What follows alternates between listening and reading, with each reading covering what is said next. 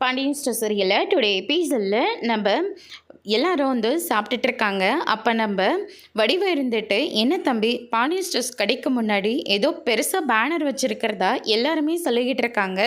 என்ன பேனர் அது அப்படின்னு சொல்லிட்டு கேட்கவும், ஐயோ அண்ணி அதை வேற நான் சொல்ல மறந்துட்டேன் பாருங்கள். ராஜி வந்து உங்கள் எல்லார்கிட்டையும் காட்ட சொல்லிச்சு, நானே மறந்துட்டேன், இங்கே பாருங்களேன் அப்படின்னு சொல்லிட்டு முத்துவேல்கிட்ட அதை காட்டுறாங்க. முத்துவேல் அதை பார்த்த உடனே பயங்கரமாக சந்தோஷப்படுறாங்க. இங்கே காட்டுங்களேன் அப்படின்னு சொல்லிட்டு வடிவு வாங்கி பார்க்குறாங்க. அதை பார்த்தோன்னே வடிவும் ரொம்பவே சந்தோஷப்படுறாங்க. அதுக்கடுத்து தான் இந்த பக்கம் மாறி அம்மாச்சின்னு சொல்லிட்டு எல்லாருமே பார்த்துக்கிட்டு இருக்காங்க. என் பேத்தியை பாருங்களேன், ஆஃபீஸர் மாதிரி எவ்வளோ அழகாக இருக்கான்னு அப்படின்ற மாதிரி சொல்லிக்கிட்டு இருக்காங்க. அதுக்கடுத்து தான் ஆனால் இது கீழே ஏதோ எழுதியிருக்காங்க, அதுதான் என்னென்னு புரியலையே. ஐபிஎஸ்ல தேர்ச்சியில் வெற்றி பெற்றிருக்காங்க எங்கள் வீட்டு மருமகன்னு சொல்லிட்டு பேனர் அடிச்சிருக்காங்க அப்படின்னு சொல்லிட்டு நம்ம சுகன்யா வந்து சொல்லிக்கிட்டு இருக்காங்க. அதுக்கடுத்து தான் வந்து பார்த்திங்கன்னா அதெல்லாம் பார்த்த உடனே ரொம்பவே சந்தோஷப்படுறாங்க. பழனிக்கிட்ட சுகன்யா இருந்துட்டு சாப்பிட்ட முடிச்சோடனே உங்கள் அக்கா வீட்டுக்கு போயிடுவீங்களா அப்படின்னு சொல்லிட்டு கேட்கவும், ஆமாம் ஆமாம் சாப்பிட்ட முடிச்சுட்டு நான் அங்கே தான் போக போகிறேன் அப்படின்ற மாதிரி வந்து சொல்லிடுறாங்க. ப்ளீஸ் சுகன்யா அப்படின்ற மாதிரி கெஞ்சி கேட்குறதுனால சரி சரி போயிட்டு வாங்கலேன் அப்படின்ற மாதிரியும் சொல்லி விட்டுறாங்க. அதுக்கடுத்ததான் ராஜியை பற்றியே பேசிகிட்டு இருக்கிறத நம்ம சக்தி வேலாலையும் குமர் வேலாலையும் தாங்கிக்கவே முடியல. உங்கள் எல்லார்கிட்டேயும் ஒரு முக்கியமான ஒரு விஷயம் பேசணும். என் பையனுக்கு நான் நிச்சய தேதியெல்லாம் குறிச்சிட்டு வந்துட்டேன், இன்னும் 2 நாளில் நிச்சயமும் பேசி முடிச்சிட்டேன் அப்படின்ற மாதிரி சொல்கிறாங்க. இதை கேட்ட அம்மாச்சி இருந்துட்டு, உன் பையனுக்கு பொண்ணு பார்த்துருக்கிற விஷயத்த தான் எங்ககிட்ட சொன்னேன், அதை வேண்டான்னு நாங்கள் எல்லாரும் சொல்லிகிட்டு இருந்தோம். இப்போ என்னடனா நிச்சயத்தை குறிச்சிட்டேன்னு சொல்லிட்டு வந்து சொல்லிக்கிட்டு இருக்கேன். என் பேச்சுக்கு தான் இந்த வீட்டில் மரியாதை இல்லை, உங்கள் அண்ணன் பேச்சு கூடவா இந்த வீட்டில் மரியாதை இல்லாமல் போயிடுச்சு அப்படின்னு சொல்லிட்டு கேட்கவும், சக்திவேல் இருந்துட்டு பையனை பெற்று வச்சுருக்கலாத்தா, அவரை பொண்ணை பெற்று வச்சுருக்காரு, பொண்ணு வேண்டான்னு சொல்லிட்டு இருந்தார், திடீர்னு பொண்ணு பக்கம் மொத்தமாக போய் சாஞ்சிட்டாரு. என் பையன் எப்படியோ போட்டோன்னு இவங்க எல்லாரும் விடுவாங்க, நானும் எதுவுமே நடக்காத மாதிரி மறுபடியும் இவங்க பக்கம் வந்து நான் நின்றுட்டுருக்கணுமா அப்படின்னு சொல்லிட்டு சக்திவேல் வந்து சொல்லிக்கிட்டு இருக்காங்க. என் பையனை பற்றி இவங்க யாராச்சு கொஞ்சமாவது கவலைப்படுறாங்களா? அவனுக்கு இன்னும் கல்யாணம் ஆகலையே, பொண்ணு பார்க்கலாம் செய்யலாம் கல்யாணத்தை முடிச்சு விடலான்னு இவங்க யாருக்காவது தோணுச்சா? கிடையாதே. பொண்ணு பாஸ் ஆயிட்டான்னு சொல்லிட்டு காலையிலேருந்து அவளை பற்றி மட்டும்தானே பேசிக்கிட்டு இருக்கீங்க. இந்த ஊர் உலகத்தில் யாருமே பாஸ் ஆகியிருக்கவே மாட்டாங்களா? ஏதோ இவங்க பொண்ணை மட்டும்தான் பாஸ் ஆன மாதிரி காலையிலேருந்து இதவே பேசிக்கிட்டு இருக்கீங்க அப்படின்னு சொல்லிட்டு பயங்கரமாக பேசிக்கிட்டு இருக்காரு. நம்ம மாறி இருந்துட்டு வர வெள்ளிக்கிழமை நாள் நல்லா இருக்குது அப்படின்னு சொல்லிட்டு ஜோசியர் வந்து நாள் குறித்து கொடுத்துருக்காங்களாம். அதனால தான் நிச்சய தேதி இவரும் குடிச்சிட்டு வந்துட்டாரு அப்படின்ற மாதிரி சொல்கிறாங்க.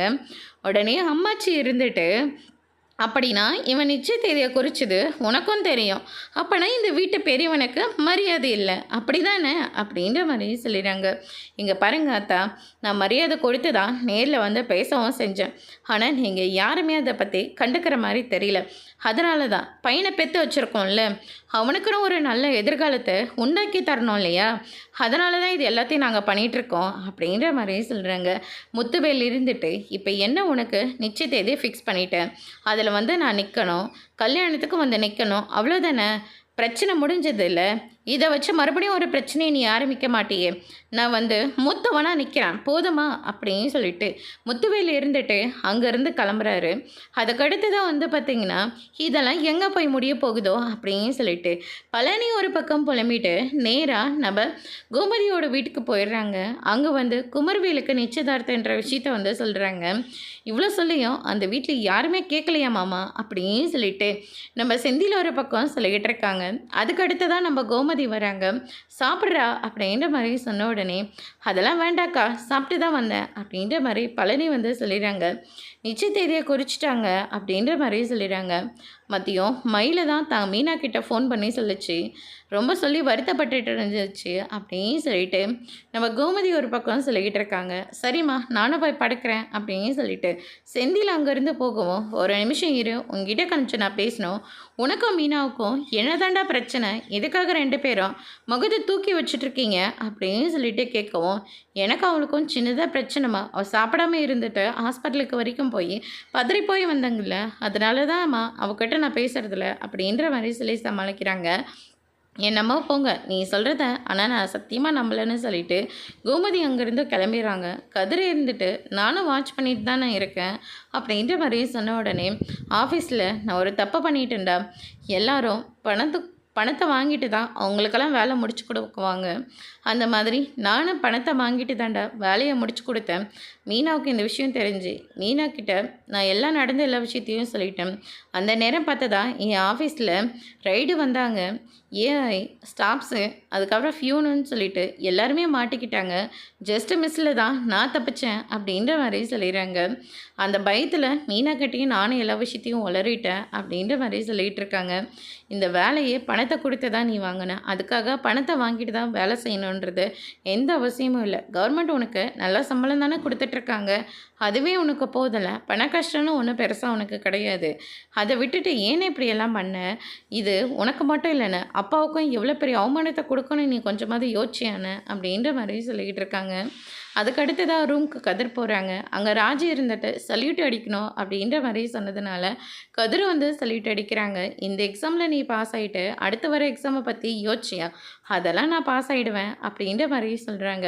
நேற்று நைட்டு தான் பெட்ஷீட்டை தலைக்கு ஃபுல்லாக போத்திக்கிட்டு குளூரில் நடுங்கிட்டு இருந்தாங்க பயத்தினால.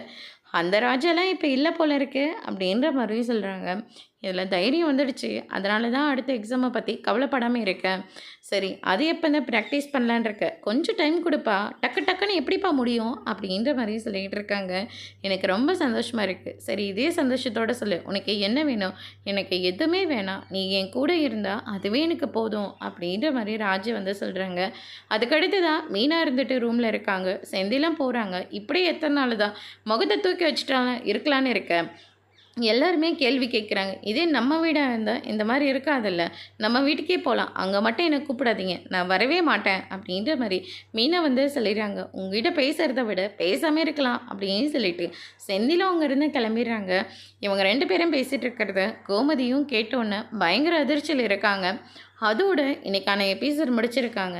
இனி பாண்டியன் ஸ்டோர் சீரியலில் அடுத்தடுத்து என்னெல்லாம் நடக்க போகுதுன்றதை வெயிட் பண்ணி பார்க்கலாம். தேங்க்யூ.